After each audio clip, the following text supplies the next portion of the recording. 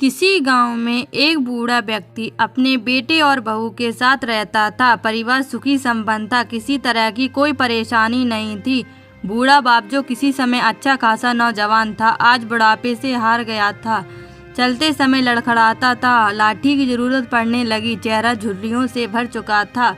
बस अपना जीवन किसी तरह व्यतीत कर रहा था। घर में एक चीज अच्छी थी कि शाम को खाना खाते समय पूरा परिवार एक साथ टेबल पर बैठकर खाना खाता था।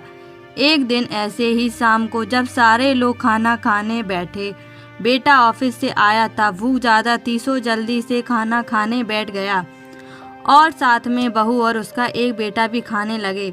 बूढ़े हाथ जैसे ही थाली उठाने को हुए, थाली हाथ से छिटक गई, थोड़ी दाल टेबल पे गिर गई। बहू बेटे ने घृणा दृष्टि से पिता की ओर देखा और फिर से अपना खाने में लग गए। बूढ़े पिता ने जैसे ही अपने हिलते हाथों से खाना खाना शुरू किया तो खाना कभी कपड़ों पे गिरता, कभी जमीन पर।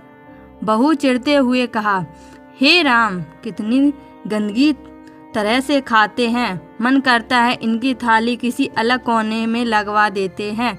बेटे ने भी ऐसे सिर हिलाया जैसे पत्नी की बात से सहमत हो।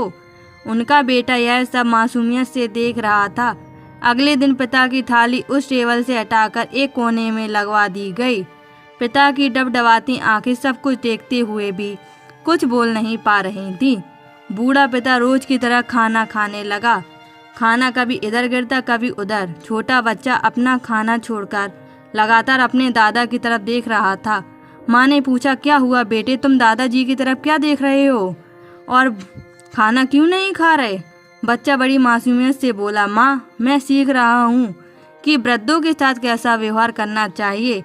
जब मैं बड़ा हो जाऊँगा और आप लोग बूढ़े हो जाओगे तो मैं भी आपको इसी तरह कोने में खाना खिलाया करूँगा।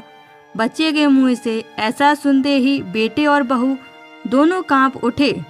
शायद बच्चे की बात उनके मन में बैठ गई थी, क्योंकि बच्चा ने मासूमियत के साथ एक बहुत बड़ा सबक दोनों लोगों को दिया था।